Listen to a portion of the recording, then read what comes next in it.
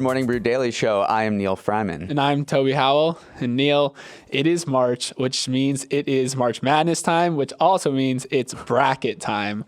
So obviously at Morning Brew Daily Show, we wanted to put our own little spin on March Madness. So we put together a bracket pitting the greatest logos of all time against each other. We're super excited for this. We want you guys to participate as well. So go follow us on Twitter at MB Daily Show and on Instagram at MB Daily Show. You can vote on these logos. And Neal, we're looking at the bracket right now. Take us through what stands out to you. All right, well, we have Nike as the number one seed in the retail luxury division, and I just can't see anything dethroning Nike. It's iconic. It's iconic. Starbucks is the number two in that region, but I still think Nike will go to the Final Four from there. Down in sports and entertainment, we have some really heavy hitters at the top, Yankees and Cowboys, some of America's franchises. I hate them. Yes, but my pick is that the sort of opposition vote is going to come out in force, and I think the 6th seed, Mighty Ducks, is going to roll through that region. Iconic as well. I love the Mighty Ducks logo. Tech is going to be Apple. Apple is the most iconic logo probably we have, so I think Apple's going to steamroll into the Final Four over there. Miscellaneous, this one's really open. McDonald's is the number 1 seed. Coke is the number 2 seed. Playboy is number 3.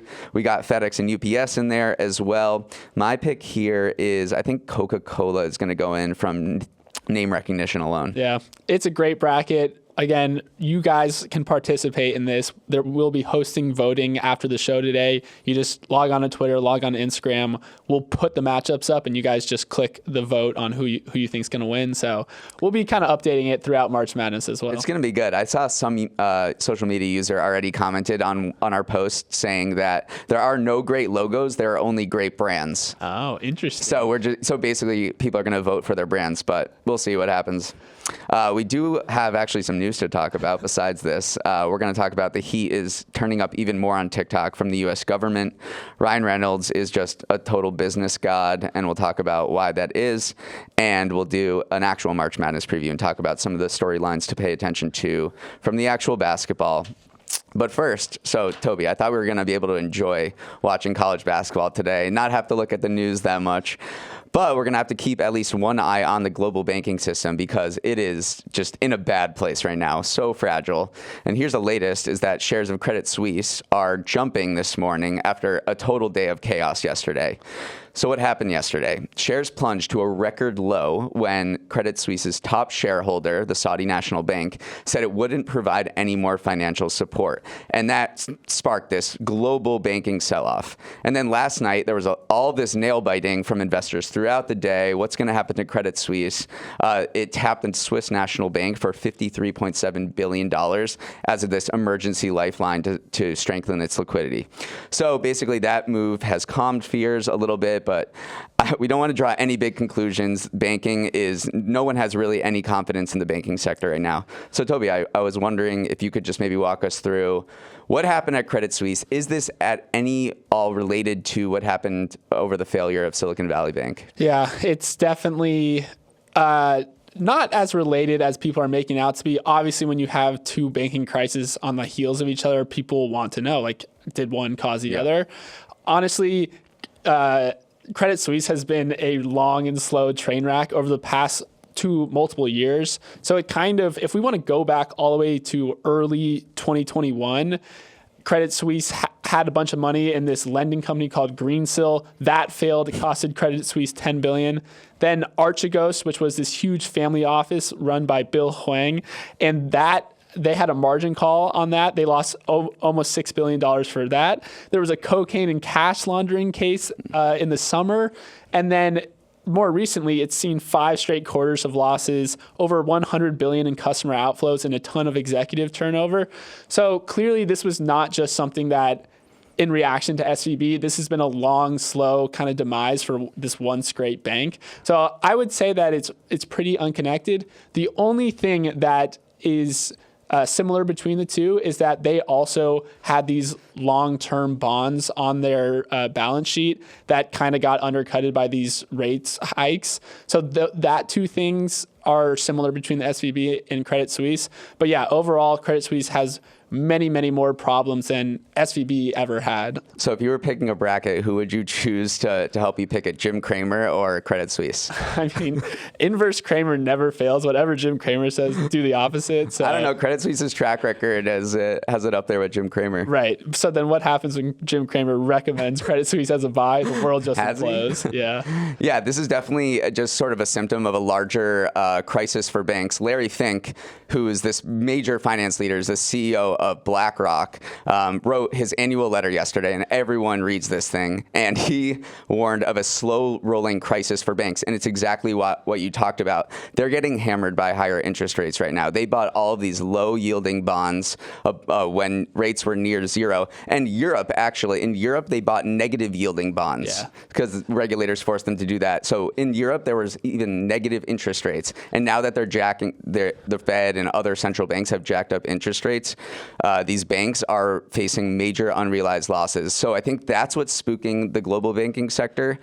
Silicon Valley Bank was kind of its own niche thing. Right. You know, it catered to startups and it had its own problems and it was completely mismanaged. But I think why you're seeing a lot of the fragility in banks all around the globe is because of they're getting hammered by higher interest rates. Yeah. So Larry Fink said these higher interest rates have exposed cracks in the financial system, and he predicted more seizures and shutdowns coming.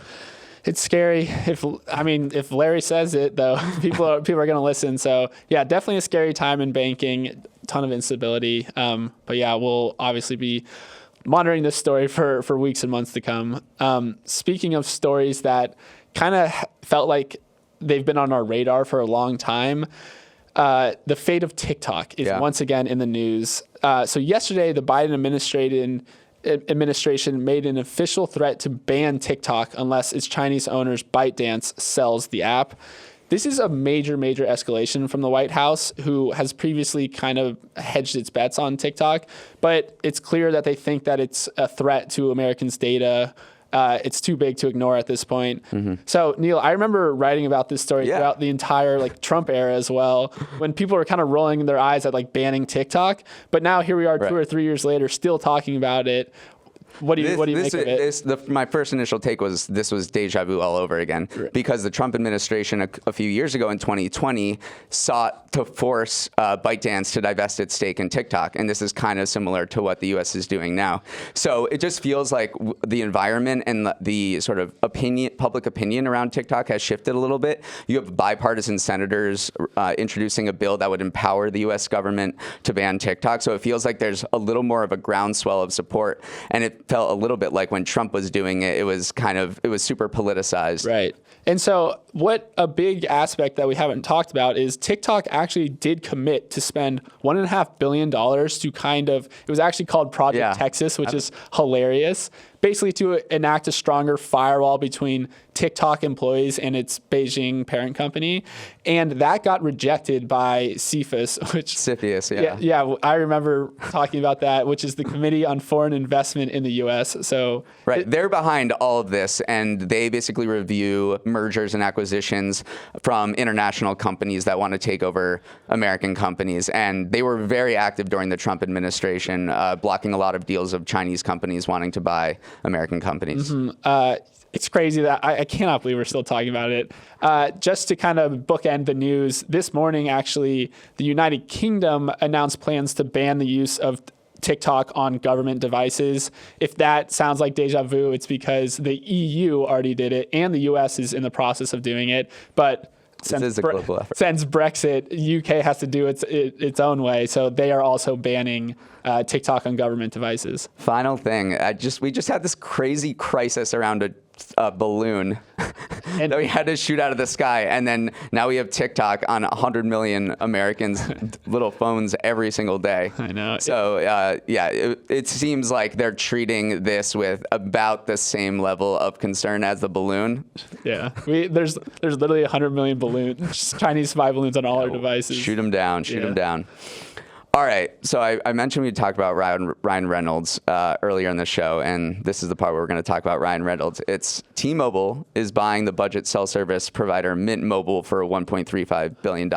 And we would never talk about this deal probably on this show if not for the fact that Ryan Reynolds, the Deadpool star, owns 25% of Mint and is basically the face of the company in marketing materials. So Reynolds is basically here bagging more than $300 million in cash and stock and continues to be the marketing GOAT. We have a little clip of him and the T-Mobile CEO announcing this deal. We are so happy to have you and the whole Mint team join the T-Mobile family. Well, I wouldn't call it a family, Mike. A family's a place for misdirected hopes and dreams. I'm hoping this will be much better than that. I giggle at it. You roll your eyes at it. I just don't like the way he talks. Like I don't like his cadence or his tone, but I appreciate him. Yeah, no, he is kind of a beast right now. Just if we go through his portfolio, he had Aviation Gin, which sold for $610 million 2 years ago. He's got Mint Mobile now. He has his production company, Maximum Effort, his advertising agency. He owns Wrexham, which is a Welsh football club that we absolutely love. And he's now submitting another bid to own the Ottawa Senators.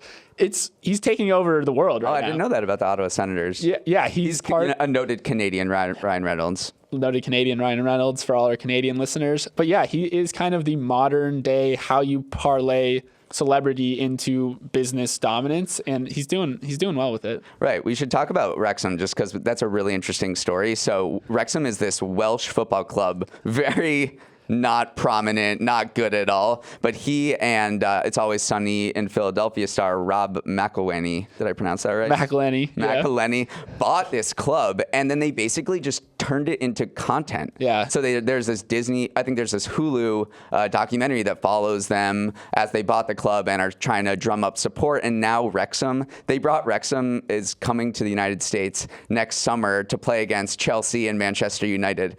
And so it's this crazy boon to this little small Welsh town. He has some magic dust. That's why I think Ryan Reynolds is one of the better celebrity endorsers. We've seen a rise of, you have obviously the Kardashians with their makeup brands, their shapewear brands.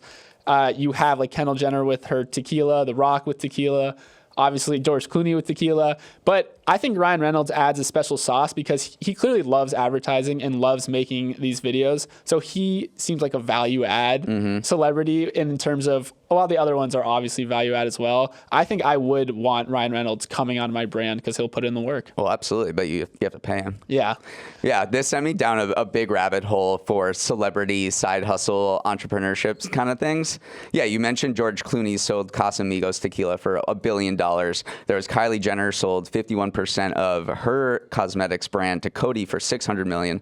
That was a huge exit. We know Rihanna has Fenty, and she's a billionaire from Fenty. Some other fun ones was Akon owned a diamond mine in South Africa that was quite controversial, but basically he sourced all of his bling from this diamond mine that he owned. And then finally, one of my favorite ones is that Robert De Niro is the co-owner of Nobu, and he brought it from LA to New York and turned it into this massive hospitality company. I did not know that before the show. You're missing the GOAT though. Neal, do you know who the GOAT celebrity endorser is? Obviously not. George Foreman. George Foreman, 100 million units sold of the George Foreman gear. So George Foreman is the GOAT.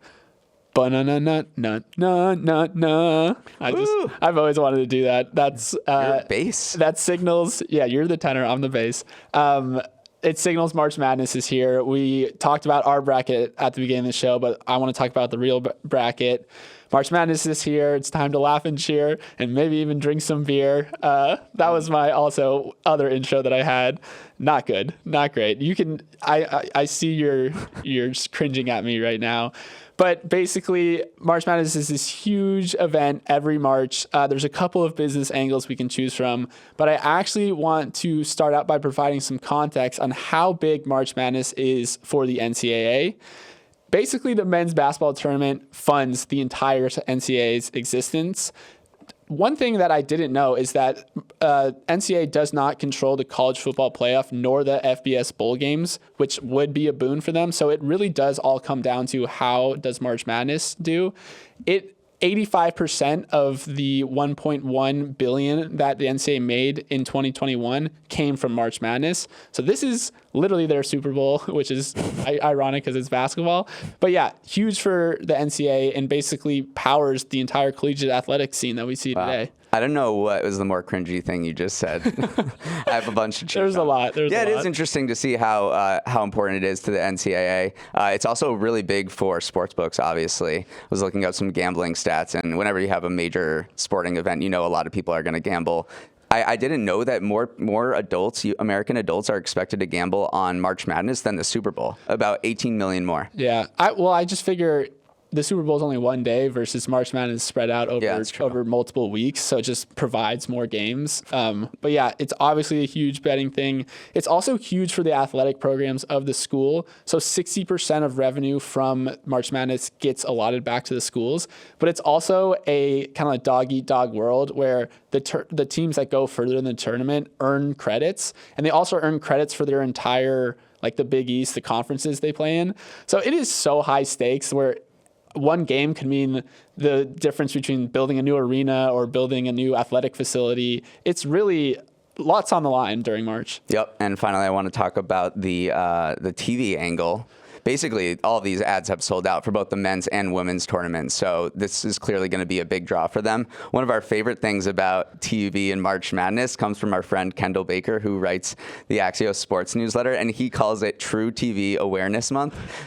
So basically, all of these, some of these games, they're spread out across CBS and Warner Bros. Discovery sports networks, and one of them is True TV. And apparently people don't watch True TV over the course of the year, and they do now. So if you go to Google Trends searches, you'll see these insane spikes every March for searching for like, what is True TV? Where is True TV? Okay, I think that is Impractical Joker erasure right there, because Impractical Joker airs on True TV. I watch that. So, but yeah, I love that chart. It's kind of like the Mariah Carey, like all I want for Christmas Google search trend when Christmas rolls around. Right. All right. Before we move on, I just want to get your take on what people should look out for this tournament, maybe from a basketball perspective. The big story last year was St. Peter's, which was a 15 seed that became the first to reach the Elite Eight, and they're from Jersey City. So our hometown team, but like, what should people look out for in 30 seconds? If I could pick who the St. Peter's would be, it would either be Colgate or College of Charleston, two extremely good teams that unfortunately just play in smaller conferences. So those are your underdogs to look out for. And then I have to plug, I actually went to Marquette for 2 years. This is the highest seed they've been in ages. And so I have them going to the finals, but ultimately losing to UCLA in the finals. So sounds good. My Terps play, I think this afternoon. I think they're the first game of the tournament. They're playing against West Virginia, so I'm hoping. So but they're not that good this year. If you're in a bad mood tomorrow, we know why. Yeah. All right. Moving on to one of my favorite segments because it's named after me. It's called Neal's Numbers. Neal's Numbers. Let's go. Toby gets hyped for it. Yeah. You're more hyped for that than college basketball. I know, because I don't know him. I get surprised when you tell him to me. Right. So the gist of this is I just read a lot of news over the course of the week and find three interesting stats to share with Toby and you all. So let's start with the first one. Is the U.S. has a new favorite dog breed. And it's the French Bulldog, known as Frenchies, obviously. They became the nation's most prevalent purebred dog last year, according to the American Kennel Club. And why that's interesting is the Labrador Retriever has been #1 for 31 years. Wow. And for the first time in 31 years, French Bulldog has beat them. Okay, that makes sense because, I mean, we live in New York.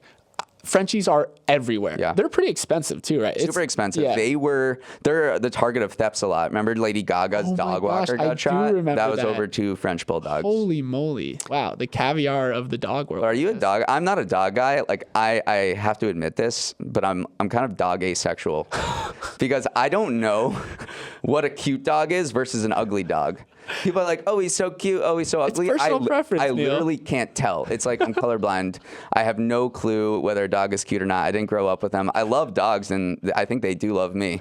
But I just that is quite the soundbite we just produced right there. I just can't tell attractiveness. All right. Okay, moving on from my interesting relationship with dogs. The next numbers, there's 3 numbers here, and the numbers are 3, 2, and 1. Okay. The 3 is tons of cocaine. Oh my God. 2 is bodies, and 1 is submarine. So last Sunday, Colombia seized a submarine with 2 dead bodies and nearly 3 tons of cocaine aboard that was seized over the Pacific Ocean off the coast of Colombia. The cocaine was worth more than $87 million and was apparently bound for countries in Central America. Dang, 87 million. I could see why you're taking it underwater in a sub. Like, you do not want that intercepted. That sounds like the plot of an epic movie, maybe like a little Michael Bay film or something. It could, yeah. I mean, I didn't watch Narcos, but I don't know if they had narco subs in there, but narco subs are a thing. Yeah. And they've increased in prevalence over the past few years because it's a really, relatively affordable way to get cocaine to Central America and North America from South America. They only cost $2 million to make, and you can send a shipment that's worth over $100 million. So your profit can be $100 million, and they're obviously better evasive as opposed to other kinds of methods of transportation to getting your drugs on the market. Anything to get those shipping and handling fees down, I guess. So there's your narco sub fact of the day. I encourage everyone to read the Wikipedia entry. It's pretty interesting.